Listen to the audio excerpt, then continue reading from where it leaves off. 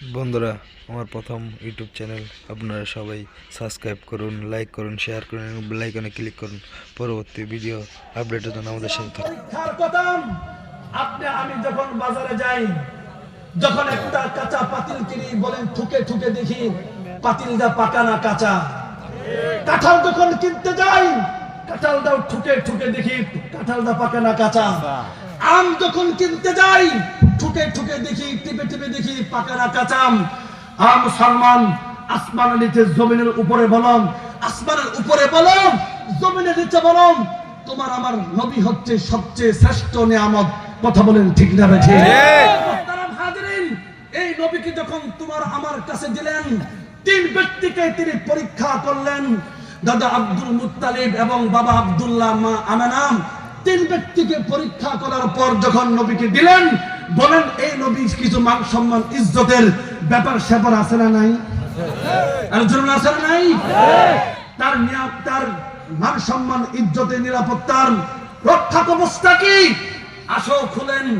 সর্বশ্রেষ্ঠ প্রেমিক ছিল হযরতে আবু বকর সিদ্দিক রাদিয়াল্লাহু তাআলা আনহু। কথা বলেন ঠিক না বেঠি? ঠিক। কিন্তু তিনি ছিলেন ফার্স্ট ক্লাসের একজন মুসলিম। তার বাবা ছিল আবু কুহাফা, ফার্স্ট ক্লাসের একজন মুশরিক কাফের।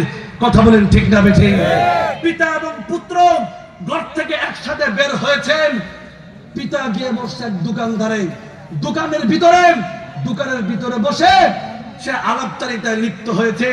আলাপচারিতার মাঝখানে আল্লাহ এবং তার রাসূলকে আবু কুহাফা গালিগালাজ করছে, কটূক্তি করে ফেলেছে।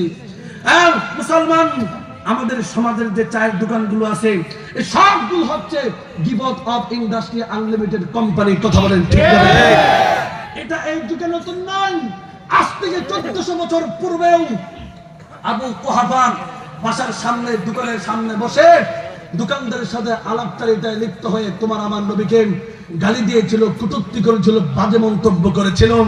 শোনো জগরছড়ের যুবক ভাইরাম, আবু বকর কেমন প্রেমিক ছিল।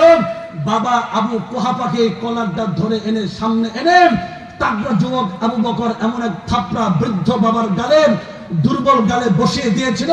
বৃদ্ধ বাবা বুক থুপড়ে জমিনে পড়ে গিয়েছিল, বেহুশ হয়ে গিয়েছিল। একটু পর যখন হুঁশ ফিরে এলো, ফেল ফেল করে আবু বকরের দিকে তাকায় থাকে। আবু বকর বুঝতে পারলেন বাবা আমাকে বুঝাতে চাচ্ছে। আবু বকর তুমি কান্না করলা কি? কথা বলেন ঠিক না বেঠি? ইসলামের নবী বলেছে আরহামু উম্মতি বি উম্মতি আবু বকর। সবচেয়ে সফট এবং সবচেয়ে নরম হৃদয়ের মানুষের নাম হচ্ছে আবু বকর। তুমি কান্না করলা কি? চোখের ভাষা বুঝে আবু বকর বলতেছে, বাবা আপনার ভাগ্যবালা যে আমার হাতে তরবারি নাই। যদি তরবারি থাকতো তাহলে সেই গর্দানটাকে দেহ থেকে তরবারির মাধ্যমে আমি আলাদা করে দিতাম। মুহতারাম হাজিরিন, এই কথা বলে আবু বকর আল্লাহ রাসূলের দরবারে গেলেন। রাসূল বুঝতে পারলেন আবু বকরের চেহারায় চিন্তার ছাপ। জিজ্ঞাসা করলেন, আবু বকর ব্যাপারটা কি সমস্যা? আবু বকর বলতেছে, ইয়া রাসূলুল্লাহ, বাসা থেকে একসাথে বের হইলাম, আমার বাবার দোকানের ভিতরে বসা ছিল, আমি দাঁড়াইছিলাম।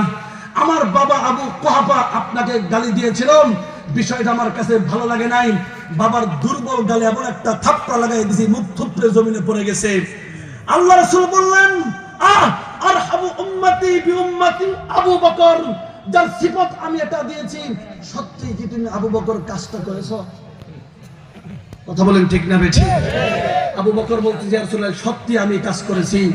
আল্লাহ রাসূল বললেন, আবু বকর আর কোনোদিন এই কাজ করব না, ওয়াদা?